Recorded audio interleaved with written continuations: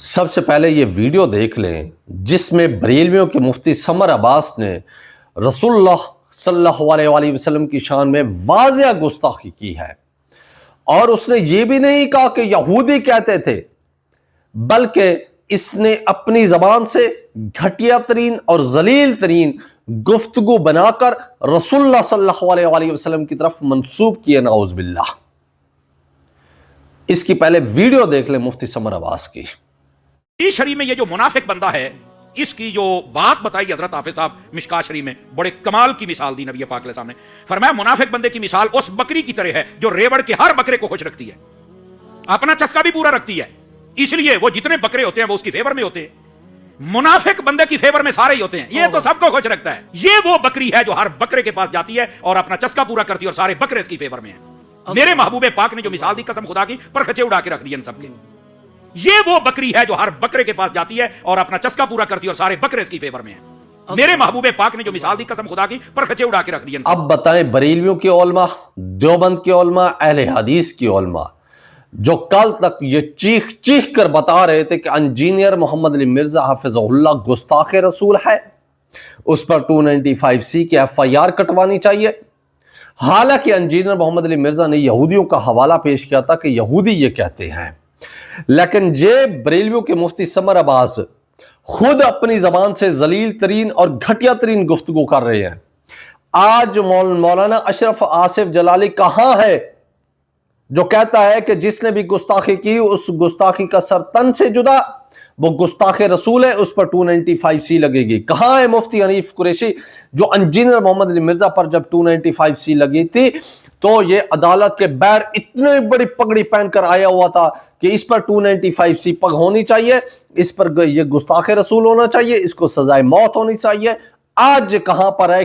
کیوں اس کی زبان بند ہے آج مفتی حنیف قریشی کی؟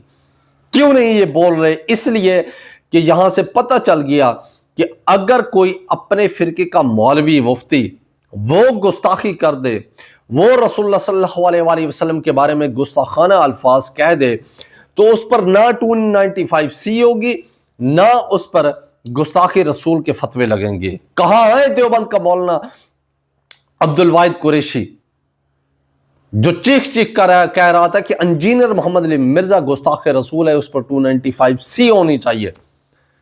آج ان کی زبانیں بند ہیں، آج ان کے گلے میں ہڈی پھنس گئی ہے ان مولویوں کے کہ وہ مفتی سمر عباس کے خلاف نہیں اٹھ رہے۔ حالانکہ ہمارے نزدیک اگر کسی سے غلطی میں گستاخی ہو جائے تو اگر وہ توبہ کر لے تو اس کی توبہ قبول ہے، لیکن جو آپ نے قانون بنایا ہوا ہے پاکستان میں کہ اس کی توبہ قبول نہیں ہے، اس کو سزائے موت ہے، تو جناب مفتی سمر عباس قادری کے خلاف پھر آپ لوگ اٹھے۔ آج ان علماء کی زبانیں کیوں بند ہیں؟ آج ان کے گلے میں ہڈی کیوں پھنس گئی ہے؟ کیوں نہیں اٹھ رہے کہ مفتی سمر عباس قادری نے ذلیل ترین اور گھٹیا ترین گفتگو کی ہے؟ اس لیے کہ اپنے فرقے کا ہے۔ اگر کوئی عام بندہ اس طرح بات کرتا تو آج میڈیا پر بوچھال پیدا ہو گیا ہوتا، ہر مولوی ہر مفتی کی زبان پر ہوتا کہ دیکھو جناب اس نے گستاخی کر دی، اس نے گستاخی کر دی۔ آج ان کی زبانیں بند ہو گئی ہیں، اور جو وہ جیل میں 300 سے 400 لوگ اس گستاخی کے زمرے میں آئے ہوئے ہیں، حالانکہ انہوں نے گستاخی بھی نہیں کی ہوگی، وہ توبہ کرنے کے لیے تیار ہیں، ان کو یہ نہیں چھوڑ رہے۔ اگر سب سے پہلے مفتی سمر عباس قادری کو چھوٹ دینی ہے تو میں یہ کہتا ہوں کہ جو جیل میں سڑ رہے ہیں ان 295C پر لگا کر 295A لگا کر ان کو بھی بری کرنا چاہیے۔ ان سے اگر وہ توبہ کرتے ہیں تو توبہ جب کر لیں تو انہیں بھی چھوڑ دینا چاہیے۔ جب مفتی سمر عباس قادری اس توبہ کا حقدار ہے اس گستاخی کرنے کے بعد، تو پھر وہ بھی توبہ کے حقدار ہیں، وہ بھی کسی کے بیٹے ہیں، وہ بھی کسی کی اولاد ہے۔ یہ نہیں ہے کہ تمہارے پگڑی اور بالوں اور سوٹ کو دیکھ کر، تمہاری شان و شوکت کو دیکھ کر تمہیں معاف کر دیا جائے۔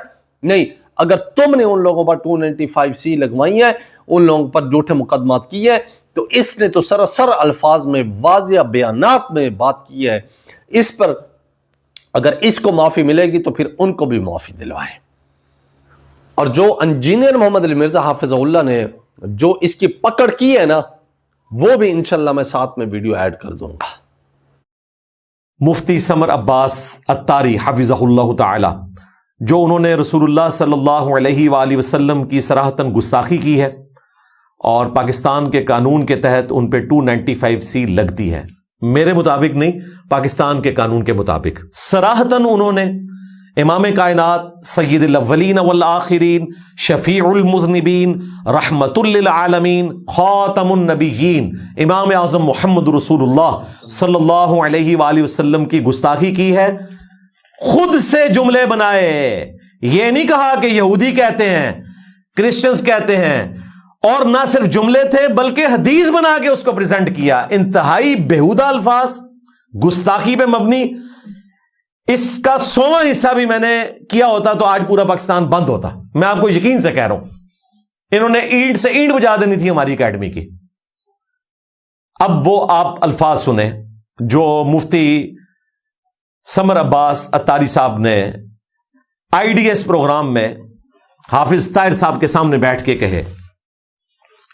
وہ کہتے ہیں کہ حدیث شریف میں یہ جو منافق بندہ ہے، اس کی جو بات بتائی حضرت حافظ صاحب، یعنی وہ حافظ صاحب کو مخاطب کر کہتے ہیں، مشکات شریف میں بڑی کمال کی مثال دی ہے نبی پاک علیہ السلام نے، نعوذ باللہ، یعنی حدیث کی کتاب کا نام بھی بتا دیا مشکات شریف میں۔ مشکات شریف تو چھوڑ دیں، دنیا کی کسی حدیث کی کتاب میں ان الفاظ کے ساتھ اگر کوئی حدیث موجود ہو تو میں اپنی ساری ویڈیوز ڈیلیٹ کر دوں گا جن ویڈیو سے تمہیں تکلیف ہوتی ہے۔ ادروائز تم اعلانیہ توبہ کرو، اور تمہارے علماء کا کام ہے کہ 295C تم پہ کٹوائیں، اور پھر تمہیں پتا چلے کہ گستاخی کرنے کا انجام کیا ہوتا ہے۔ اور اگر توبہ کا پیکج تمہیں ملا تو پھر اڈیالہ میں بیٹھے ہوئے 400 لوگوں کو بھی ملنا چاہیے، اور باقی جیلوں میں بیٹھے ہوئے لوگوں کو بھی ملنا چاہیے جن پہ تم لوگوں نے اکثریت پہ جھوٹے مقدمے قائم کیے ہیں، اور تمہارا تو یہ سچا بنتا ہے۔ تو وہ کہتا ہے مشکات شریف میں نبی پاک علیہ السلام نے فرمایا، نعوذ باللہ، اب یہ خود سے ایک حدیث بنا رہا ہے، منافق بندے کی مثال اس بکری کی طرح ہے جو ریوڑ کے ہر بکرے کو خوش رکھتی ہے۔ یعنی یہ ریوڑ جا رہا ہوتا ہے نا بکریوں کا، تو وہ کہتے ہیں کہ بعض بکریاں ایسی ہوتی ہیں جو ہر بکرے کے ساتھ اپنے تعلقات رکھتی ہیں، خود سے بنا رہا ہے یہ نبی علیہ السلام کی طرف۔ اور آگے دیکھیں پھر یہ چسکے کیسے لیتا ہے، اپنا چسکا بھی پورا رکھتی ہے، اس لیے وہ جتنے بکرے ہوتے ہیں وہ اس کی فیور میں ہوتے ہیں، منافق بندے کی فیور میں سارے ہی ہوتے ہیں۔ یہ تو سب کو خوش رکھتا ہے، یہ تو کسی کو کچھ نہیں کہتا، ہر جگہ پہ جاتا ہے، یہ وہ بکری ہے جو ہر بکرے کے پاس جاتی ہے اور اپنا چسکا پورا کرتی ہے، اور سارے بکرے اس کی فیور میں ہیں۔ میرے محبوب پاک علیہ السلام نے جو مثال دی، قسم خدا کی پرخچے اڑا کر رکھ دیے۔ اوے گالیوں والی سرکار، تو نے اپنے پرخچے اڑا لیے، تو نے جھوٹی بات بنا کے، بیہودہ بات بنا کے، جو دنیا کی کسی حدیث میں موجود نہیں ہے، نبی علیہ السلام کی طرف منسوب کر دی۔